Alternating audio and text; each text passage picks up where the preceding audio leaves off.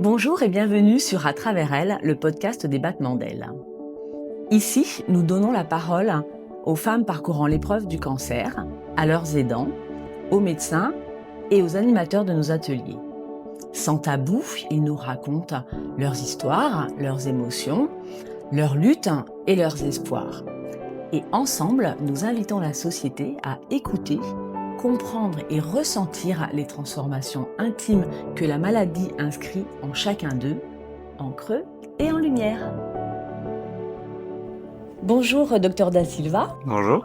Merci beaucoup d'avoir accepté notre invitation. Moi qui vous remercie. Et nous sommes ravis de vous accueillir dans le podcast d'À travers elle, de l'association Les Battements d'Ailes. Novembre commence avec Novembre bleu qui est consacré à la sensibilisation au cancer masculin. Et nous avions envie d'aborder dans ce podcast un autre regard sur votre métier, celui que vous portez sur les hommes face à la maladie, qu'ils soient patients ou accompagnants. Mais nous allons commencer par nous intéresser à votre parcours à vous, votre métier d'oncologue et cette relation particulière, j'imagine, que vous tissez avec les hommes et les femmes que vous accompagnez. Donc, Dr Da Silva, pour commencer, qu'est-ce qui vous a donné envie de vous engager dans la lutte contre le cancer ? C'est venu sur le tas. Quand j'ai commencé médecine, je ne savais pas encore vers quoi je m'orientais.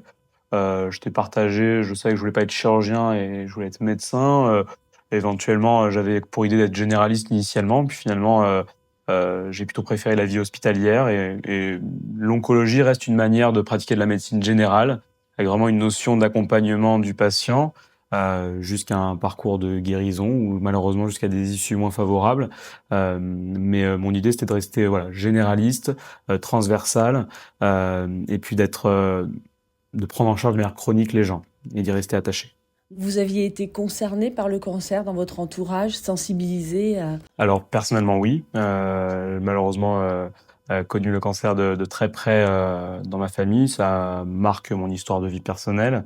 Je sais pas si ça a impacté sur mon choix de vie, parce que ça a été aussi au cours de mon parcours de médecine que j'ai adoré l'oncologie et à partir de la 5e année de médecine, mais probablement que quelque part mon parcours personnel de vie a influencé mes choix. Alors, pouvez-vous nous raconter à quoi ressemble une journée type d'oncologue ? On a des journées qui sont assez superposables, dans le sens où on passe, surtout en avançant en âge, même si je suis pas encore très vieux, beaucoup de temps à faire de la médecine ambulatoire, donc à voir des patients en consultation ou en hôpital de jour. Donc la consultation pour les revoir avec des examens de réévaluation ou dans des situations de complications liées au traitement. L'idée étant de leur annoncer les résultats et de continuer la prise en charge, malheureusement soit en changeant de traitement, soit en continuant le même traitement, ou dans les phases de surveillance une fois que le combat contre le cancer est terminé. Et puis l'hôpital de jour où on se voit là actuellement, qui est le lieu de réalisation des traitements. Donc on voit chaque patient, généralement les patients que l'on suit, avant la réalisation de la séance de traitement pour vérifier qu'il n'y ait pas d'effets secondaires limitants, et puis vérifier également que la maladie semble contenue ou pas en récidive, pour pouvoir donner ce qu'on appelle nous basiquement le hockey chimio. À peu près combien de personnes, combien de patients sur une journée ? Sur une journée, alors journée d'hôpital de jour, je vois entre 35 et 40 personnes, ce qui est beaucoup plus que ce que je faisais partout ailleurs. Probablement, et pas pour faire de la pub au CHCB, mais parce que ici on a une routine qui est très bien mise en place, qu'on a une facilitation de notre travail et de la qualité de travail est très bonne. En consultation, je donne des créneaux qui sont plutôt larges, d'une demi-heure et de 1 heure la première fois. Donc en consultation, je peux voir sur une journée au maximum 15 à 16 personnes en maximum, et en hôpital de jour, ça peut aller jusqu'à 45 sur des très grosses journées. Donc, dans une journée type, il y a l'annonce du diagnostic, forcément, à un moment. Et j'imagine que c'est un moment, justement, de bascule dans la vie du patient, et c'est forcément avec un impact sur vous. Est-ce que vous préparez ce moment avant d'ouvrir la porte au patient à qui vous allez l'annoncer ? Oui, quoi qu'il arrive, le dossier, il est connu, il est maîtrisé avant d'appeler le patient en salle d'attente. Aujourd'hui, en avançant encore plus dans la carrière et en âge, c'est vrai qu'on a de moins en moins de temps pour préparer nos consultations. Donc parfois, on découvre les dossiers très peu de temps avant de recevoir le patient. Maintenant, l'annonce, très souvent, elle est déjà amorcée parce que le patient, la première fois, si c'est la question que vous posez, arrive souvent adressé par un confrère ou une consoeur généraliste ou spécialiste d'organes ou chirurgien. Très souvent, il est informé, au moins de la suspicion, qu'il se passe quelque chose parce qu'il sait qu'il va voir un oncologue, un cancérologue. Donc, on entre moins dans cette phase de l'annonce brutale du cancer parce que très souvent, l'annonce, elle est déjà avancée par un confrère ou une consoeur. D'accord. Selon votre expérience, et parce que justement on veut parler des hommes, est-ce qu'ils réagissent différemment des femmes quand vous leur faites cette annonce définitive cette fois-ci Je sais pas si on peut faire des généralités. J'ai pas forcément remarqué de différence, moi, très honnêtement. Encore plus, je pense dans la période qui est la nôtre, où aujourd'hui on a le droit de ne plus être un homme euh, ultra viril et qui cache ses émotions. Je pense pas avoir ce genre de comportement très codifié, différent entre les hommes et les femmes, très honnêtement. C'est pas mon impression personnelle. Quels mots trouvez-vous les plus justes pour apaiser leur peur ou la sidération? Y en a-t-il? La sidération, elle est difficile à soulager. Au début, il y a toujours une phase de sidération, la bascule, comme vous dites. Je rentre dans le cancer, on me parle d'une maladie euh, qui, au départ, n'est pas forcément la mienne. C'est-à-dire que on comprend pas, on croit pas, on veut pas y croire. Je suis pas convaincu qu'il y ait une manière de faire sortir quelqu'un de cette phase de sidération, si ce n'est de lui laisser du temps. Du temps pendant la consultation, du temps après la consultation, ne pas hésiter à revoir la personne à qui on annonce un cancer. Maintenant, je pense que le maître mot, moi, je dirais que c'est de dire qu'on est ensemble et qu'en gros, il y a une lutte contre le cancer qui s'engage avec un projet qui va soit s'orienter vers une potentielle guérison ou malheureusement une lutte qui va s'orienter vers un maintien de la vie et un prolongement de l'espérance de vie. Le mot ensemble, moi, je trouve, est un mot assez clé que j'utilise pour bien dire au patient qu'il n'est pas seul, quel que soit son entourage social, familial, il peut compter en tout cas sur l'oncologue et sur l'équipe qu'il a autour de lui. Avec les progrès médicaux constants, sentez-vous que vos patients sont plus confiants sur ce qu'ils traversent? Oui, je pense que tout de même, avec surtout l'ère de l'immunothérapie qui a été une bascule dans notre pratique, les patients sont plus confiants aussi sur l'homogénéisation des pratiques sur le territoire, sur le fait que ils vont être pris en charge comme dans n'importe quel autre centre. Maintenant, ça a aussi le biais de cette information qui est aujourd'hui très floride, qui est parfois et pas tout à fait correcte, notamment sur Internet, qui parfois peut aussi nous mettre pas en difficulté parce qu'on est censé devoir savoir y répondre, mais qui parfois perd aussi un peu les gens. Est-ce que les hommes parlent davantage de leurs émotions? Enfin, là encore, y a-t-il une différence entre voilà, l'expression de ces sentiments entre hommes et femmes? Comme je vous ai dit, je vois pas forcément de différence. J'y ai réfléchi. Euh, je vois pas forcément aujourd'hui, en tout cas, de différence dans l'expression des sentiments, que ce soit les femmes ou les hommes. Je pense que les hommes n'ont pas plus de mal que les femmes à exprimer leurs sentiments et à reconnaître une vulnérabilité, une faiblesse qui est inhérente à la découverte d'un cancer, qui nous met forcément dans une situation de vulnérabilité, encore plus parce qu'on sait qu'on va avoir des traitements qui paradoxalement vont nous rendre d'autant plus vulnérables. Je vois pas forcément de différence, très honnêtement, entre les hommes et les femmes. On va aborder le sujet des proches et des aidants. Mais avant, y a-t-il quelque chose que vous aimeriez que vos patients comprennent mieux sur votre rôle d'oncologue? Je vous avouerai que moi, je suis assez ouvert dans ma pratique courante. Je suis assez, je pense, loquace, je l'espère en tout cas. On discute. Parfois même, c'est les patients qui ont le sentiment qu'on est dans une journée un peu dépassée, un peu trop sollicité, qu'on n'est pas forcément à 100% dans la consultation ou dans le moment qu'on est en train d'échanger avec un patient. Donc parfois, c'est à l'inverse les patients qui s'inquiètent pour nous. Pourtant, nous, on espère qu'on est en bonne santé, mais donc c'est paradoxal. Euh, Je pense qu'en effet, j'ai l'impression, moi, que les gens en général, hein, la population générale et les patients atteints de cancer et leur entourage, savent à quel point on est, sollicité, à quel point nos journées sont pleines et difficiles. Savent aussi, et je pense qu'on le montre suffisamment, qu'on n'est pas, insensible à ce qui se passe, hem, que notre empathie est là, mais que parfois même notre sympathie, entre en jeu, et que ce qui se passe, notamment les mauvaises nouvelles, nous affectent personnellement. On est tenu professionnellement d'avoir une rigueur et un je dirais un peu de recul sur ce qui se passe parce que, ce qu'on demande, c'est pas d'avoir un pote à l'hôpital, c'est d'avoir un médecin qui sache prendre les bonnes décisions en écartant l'affect. Alors, derrière chaque patient, il y a un aidant qui est souvent un conjoint, une compagne, des enfants, des amis, des parents. Ressentez-vous, j'imagine que quand vous recevez vos patients, ils sont accompagnés. Dans la majorité des cas, ils sont accompagnés ou ils sont seuls? Ça dépend. Je dirais qu'ici, étant désormais au Pays Basque et dans le Sud-Land depuis 4 ans, je vois une population qui a tendance à venir accompagner en consultation. C'est pas forcément le cas partout. Je pense qu'ici, il y a voilà, un réseau familial qui est existant et les gens peuvent s'appuyer sur leur réseau social et familial. Donc les gens, généralement, arrivent accompagnés, en tout cas sur les premières consultations. Pas forcément en hôpital de jour pour la routine du traitement, mais pour les consultations d'annonce, généralement, les gens viennent accompagnés. D'ailleurs, on les invite à le faire.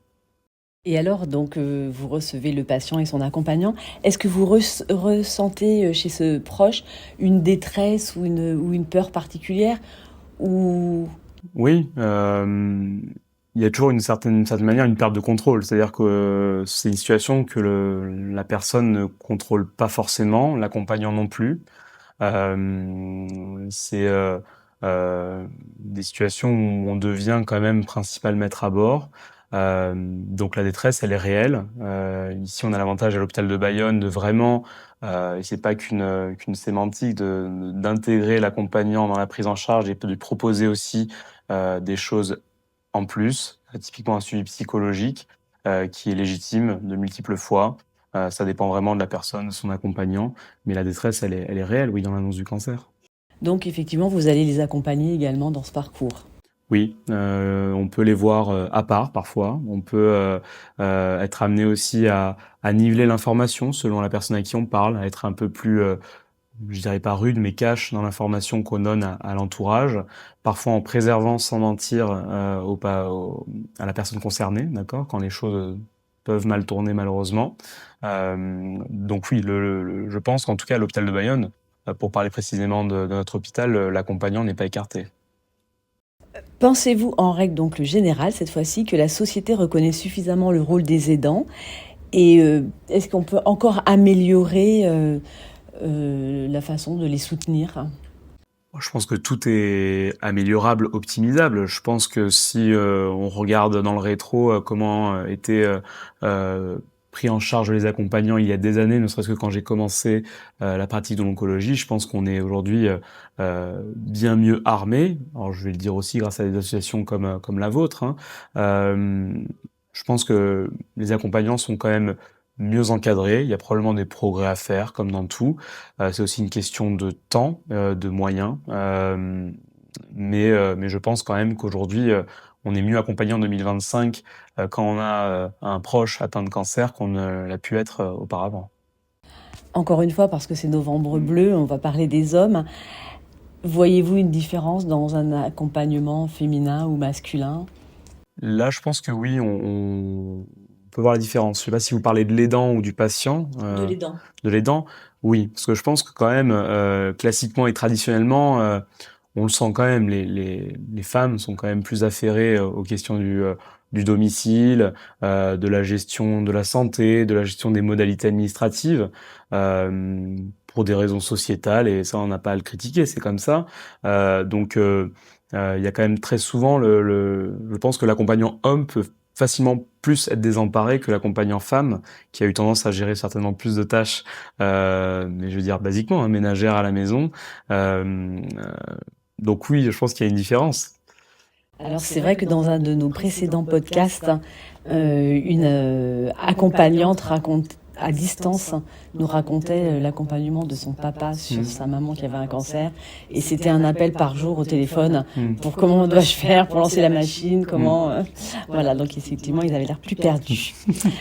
Est-ce qu'un homme accompagnant sera plus sensible à la nécessité de se faire dépister ou de se regarder je ne sais pas comment on dépiste un cancer chez un homme. Vous savez pas, il y a les cancers masculins, donc basiquement le cancer de la prostate et du testicule. Bon, globalement, surtout dans le cancer du testicule, on peut soi-même éventuellement mettre en évidence que quelque chose cloche par l'autopalpation. Je ne sais pas si les hommes ou les femmes sont particulièrement invités à s'autodépister. Je pense vraiment qu'au départ, en tout cas dans la prise en charge, on est plutôt centré sur la personne qui est malade. C'est vrai que on parle pas forcément de l'intérêt de se dépister chez le proche aidant. On est plutôt concentré sur la personne qui est face à nous. Je sais pas si ça répond à votre question. En fait, la question, c'est plutôt de savoir si, effectivement, c'est pas votre rôle de lui demander de se dépister en tant qu'accompagnant, mais lui, quand il va rentrer chez lui ou dans les jours qui viennent, est-ce que ça va générer une peur et il va éprouver le besoin? Est-ce qu'une personne atteinte d'un cancer vous dit finalement j'ai accompagné ma mère ou ma femme et voilà, je me suis penchée sur moi et j'ai découvert ça qui clochait. Je pense que oui, c'est vrai pour les enfants, parce que c'est la question de l'hérédité souvent qui se pose, notamment dans les cancers connus faisant partie des spectres génétiques éventuellement de prédisposition au cancer, comme le sont le cancer du sein et de la prostate, qui sont des cancers très courants dans la population générale. C'est vrai que souvent ça évoque la nécessité éventuellement de se faire dépister chez les descendants. C'est moins vrai, je pense, quand il s'agit quand on parle du compagnon de la compagne. Là, en l'occurrence, il n'y a pas forcément ce rapport génétique qui fait que je pense pas que ce soit la priorité de l'accompagnant quand il s'agit du compagnon de la compagne. En règle générale, est-ce que les hommes se font suffisamment dépister ou y a-t-il des freins ? Je connais pas les statistiques, mais c'est vrai que dans les dépistages organisés aujourd'hui en France qui concernent les hommes et les femmes, on peut citer le cancer du côlon. Je connais pas la statistique de savoir si les hommes envoient autant leur sel que les femmes. J'aurais tendance à penser intuitivement qu'à mon avis les femmes sont plus sérieuses pour ça. Mais je connais pas la statistique, vous l'avez peut-être. Non, je ne l'ai pas. Mais voilà. Alors, vous êtes l'aidant majeur, le premier aidant. Donc, vos journées sont très intenses, c'est ce que vous disiez, mais sur le plan émotionnel aussi. Est-ce que vous réussissez à couper une fois la journée finie ? Est-ce que vous avez trouvé une façon de souffler, de déconnecter ? Alors, j'ai eu la très mauvaise idée de me marier à une femme médecin. Donc, ça, c'est pas forcément une aide pour déconnecter, parce que basiquement, je pense qu'on rentre chez nous, on raconte nos journées, donc je raconte la mienne, je raconte la sienne. L'avantage, en tout cas, c'est qu'elle peut me comprendre parce qu'elle fait le même métier. Alors, elle est médecin généraliste, mais parfois, elle sent, en tout cas personnellement, ma détresse après certaines journées. Ça m'est arrivé pas plus tard qu'hier, où j'ai une succession de mauvaises nouvelles à annoncer. Et oui, ça nous impacte moralement. Donc après, il faut savoir couper. Encore une fois, il faut savoir la distance du professionnel vis-à-vis du patient soigné, mais on est impacté, forcément. Je pense que sinon on ferait pas ce métier parce qu'on fait pas l'oncologie par hasard, comme on se l'était dit au début de l'interview. Il faut trouver les moyens de déconnecter, il faut faire autre chose. Il faut se forcer à ne pas regarder ses mails en rentrant chez soi. C'est difficile à faire parce que je pense que on parle quand même d'un métier passion et d'un métier où on sait qu'on s'occupe de la vie des gens. Donc c'est compliqué, mais il faut se forcer à le faire en ayant d'autres activités et voilà. J'imagine que ça endurcit. Est-ce que vous avez peur à terme, un jour, de ne plus avoir justement ce même sentiment, d'être affecté de la même façon ? Alors, oui, dans les deux sens. Je pense qu'on peut avoir peur d'être trop affecté, et je pense qu'il faut en avoir peur parce que c'est ce qui permet peut-être de nous protéger, d'avoir des garde-fous. Et puis en même temps, je pense que le jour où je suis plus du tout affecté par ce qui se passe dans mon métier, dans le huis clos d'une consultation, ça voudra dire qu'il faut que je change de métier, je pense. Mais j'espère que ça n'arrivera jamais. On va parler de l'avenir. J'imagine que votre métier a beaucoup évolué depuis vos débuts, même si vous êtes un jeune médecin et que vos débuts sont pas si loin que ça. Quels espoirs nourrissez-vous pour les années à venir sur le plan médical comme sur le plan, sur le plan médical, sur le plan humain ? Bah, c'est pas si vieux que ça, mais finalement, j'ai commencé l'internat, moi, je suis parisien à la base, donc j'ai commencé l'internat en 2013, à une époque où on parlait pas d'immunothérapie, dans nos premiers stages. Donc, mine de rien, ça fait que, 12 ans que je suis dans le milieu de l'oncologie, mais, il y a déjà eu des grands bouleversements qui ont, clairement, bouleversé le pronostic, de nos prises en charge. Il y a eu, je pense aussi, un bouleversement dans l'approche des soins de support qui est, clairement, pas devenu à la mode, parce que c'est pas une mode, mais qui est, clairement, beaucoup, plus étayé aujourd'hui, et je pense que le milieu associatif y aide beaucoup. Hem, je pense qu'à l'avenir, bah, il faut, c'est les deux mamelles de la prise en charge de l'oncologie. Il faut associer une plus grande, heu capacité à soigner les gens, contre le cancer, et en même temps une plus grande capacité à les accompagner. Je pense que les 2 sont indissociables. Puis je pense que bien sûr le la question du dépistage, est la troisième question. C'est-à-dire il faut réussir à dépister plus tôt pour pouvoir, guérir plus souvent. On parle de plus en plus d'une médecine plus humaine, plus participative. Ce sont des mots qui vous parlent? Est-ce que c'est quelque chose que vous observez dans votre pratique ou... Bah, à l'ère en tout cas de l'intelligence artificielle, j'espère que la médecine restera comme ça. Moi, je dis en rigolant avec mes collègues, j'ai 34 ans, j'ai encore jamais été sur ChatGPT. J'en ai strictement aucune idée. Moi, j'ai pas fait médecine pour ça, en tout cas. Moi, je suis vraiment, alors voilà, c'est des grandes phrases, mais je suis plutôt dans l'humain, et en tout cas, à, à espérer que l'avenir sera encore à l'humanité, en tout cas dans une discipline comme l'oncologie. Si vous aviez un conseil à donner à un jeune médecin qui hésiterait à être oncologue, quel serait-il? Je pense qu'il faut donner les bons conseils. Il faut pas survendre souvent de la spécialité. Euh, je pense qu'il faut savoir dans quoi on met les pieds quand on fait de l'oncologie médicale. Il faut savoir pourquoi on le fait aussi. Savoir est-ce que c'est pour voir beaucoup de patients, rendre service, guérir des gens contre le cancer, ou accompagner dignement des gens. Euh, ou est-ce qu'on le fait pour un versant de recherche? Pourquoi pas? Il faut savoir comment s'orienter. En tout cas, il faut le faire pour les bonnes raisons. Savoir que c'est un métier qui est pas c'est pas un job alimentaire. C'est un métier qui occupe du temps, qui occupe de l'esprit. Euh, on n'est jamais pas oncologue dans notre semaine. On l'est tout le temps. On est préoccupé le soir, les week-ends parfois. Je vends très mal la spécialité, mais je pense que c'est important de le savoir. Euh, Après, c'est un métier qui est formidable dans le sens où je pense que d'un point de vue humain, je suis pas convaincu qu'il y ait beaucoup d'équivalents en termes de métier, et dans la médecine en général. Alors nous allons maintenant conclure par deux petits messages. Le premier, avez-vous un message fort à faire passer à l'occasion de Novembre Bleu? Je pense que c'est la question du dépistage, hein, comme on se l'est dit. Plus tôt on dépiste le cancer, plus on a de chances de le guérir. Donc, que ce soit pour les dames ou en l'occurrence pour les messieurs, bah, le message, c'est celui du dépistage. Alors, chez les messieurs, on va parler du cancer du côlon. Il y a quand même basiquement, oui, c'est celle, c'est pas grand-chose. S'autopalper sous la douche, c'est pas grand-chose non plus. Euh, voilà le message que je donnerais. Et avez-vous le mot de la fin? Avez-vous une phrase, un dicton, un mot qui résume votre vision du soin et de la vie? Ben, on est ensemble. Merci, docteur Da Silva, pour cet échange éclairant. Vos propos soulignent combien la médecine reste avant tout une aventure humaine, hein, c'est bien ce que vous nous avez raconté, hein, fondée sur l'écoute, la confiance, l'accompagnement. Et donc après Octobre Rose, Novembre Bleu s'inscrit dans cette même dynamique de solidarité et de sensibilisation, en rendant hommage au courage de tous les hommes, patients comme proches aidants. Merci beaucoup. Merci à vous. Je vous remercie de votre confiance. Merci à vous, chers auditeurs, de nous avoir écoutés. On se retrouve très bientôt pour un nouvel épisode d'À travers elle. En attendant, prenez soin de vous et des vôtres.